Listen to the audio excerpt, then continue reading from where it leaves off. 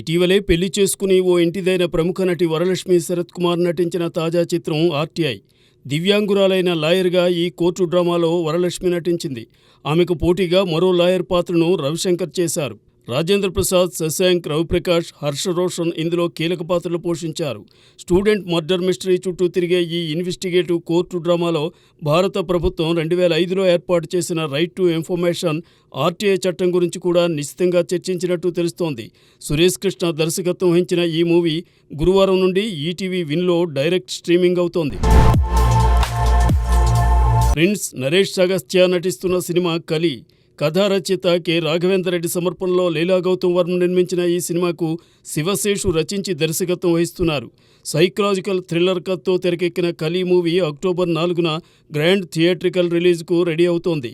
ఈ సందర్భంగా మూవీ ట్రైలర్ను ప్రముఖ దర్శకుడు ప్రశాంత్ వర్మ విడుదల చేశారు. భార్య, కూతురు తనను వదిలి వెళ్లిపోవడంతో ఆత్మహత్య చేసుకోవాలని భావించిన వ్యక్తి జీవితంలోకి ఓ అపరిచితుడి ఆగమనంతో ఏం జరిగిందనేదే ఈ చిత్ర కథ. ఇందులో ఇతర ప్రధాన పాత్రలను నేహా కృష్ణన్, గౌతమరాజు, గుండు సుదర్శన్, కేదార్ శంకర్, మణిచందన, మధుమణి తదితరులు పోషించారు.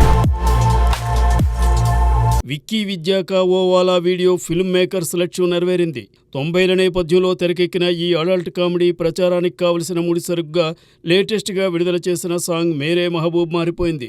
హీరో హీరోయిన్లు రాజ్ కుమార్ రావు, తృప్తి డిమిరిపై చిత్రీకరించిన ఈ పాట ఐటమ్ సాంగ్ను తలపిస్తోందని, మరి ముఖ్యంగా తృప్తి డ్యాన్స్ మూమెంట్ మరీ వల్గర్గా ఉన్నాయని నెటిజన్స్ వాపోతున్నారు. అయితే ఆమె అభిమానులు మాత్రం తమకు కావలసిన గ్లామర్ ట్రీట్ ఈ సాంగ్ ద్వారా లభించిందని ఆనందపడుతున్నారు. గతంలోనూ ఇలాంటి సెక్సీ నెంబర్స్ చేసిన దీపికా పదుకునే, నోరా ఫతేహి వంటి వారిని ఇలానే ట్రోల్ చేశారని, ఇవన్నీ పట్టించుకోవాల్సిన అవసరం లేదని అంటున్నారు.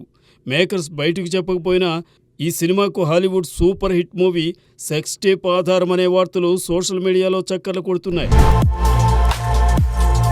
ప్రభాస్, దీపికా పదుకునే, అమితాబ్ బచ్చన్, కమల్ హాసన్ కీలక పాత్రలు పోషించిన కల్కి 2898 AD మూవీ జూన్లో విడుదలై ఏకంగా 1200 కోట్ల గ్రాస్ను వసూలు చేసింది. నాగ్ అశ్విన్ దర్శకత్వంలో అశ్విని దత్ నిర్మించిన ఈ సినిమా మరో భాగం కూడా రాబోతోంది. ప్రేక్షకులు బ్రహ్మరథం పట్టిన ఈ సినిమా ఇప్పుడు అంతర్జాతీయ చిత్రోత్సవాల్లో ప్రదర్శనకు సిద్ధమైంది. అక్టోబర్ 2 నుండి 11 వరకు జరగబోతున్న బుసాన్ ఇంటర్నేషనల్ ఫిల్మ్ ఫెస్టివల్లో 8, 9 తేదీల్లో కల్కి 2898 ADని ప్రదర్శించబోతున్నారు. వినూత్నమైన, వైవిధ్యభరితమైన చిత్రాలను ఓపెన్ సినిమా సెగ్మెంట్లో ప్రదర్శిస్తారు. కల్కి మూవీ సైతం ఈ కేటగిరీకే ఎంపికైంది. 10 ఏళ్ల క్రితం కార్తికేయ చిత్రంతో దర్శకుడిగా కెరీర్ ప్రారంభించిన రైటర్ చందు మొండేటి ఆ తరువాత వరుసగా ప్రేమం, సవ్యసాచి, బ్లడీ మేరీ, కార్తికేయ 2 చిత్రాలను తెరకెక్కించాడు. ప్రస్తుతం నాగ చైతన్య హీరోగా 3వ సినిమా తండేల్ను రూపొందిస్తున్నాడు. గురువారం బర్త్డే సందర్భంగా చందు మొండేటి తండేల్ టీంతో కలిసి బర్త్డేను జరుపుకున్నాడు.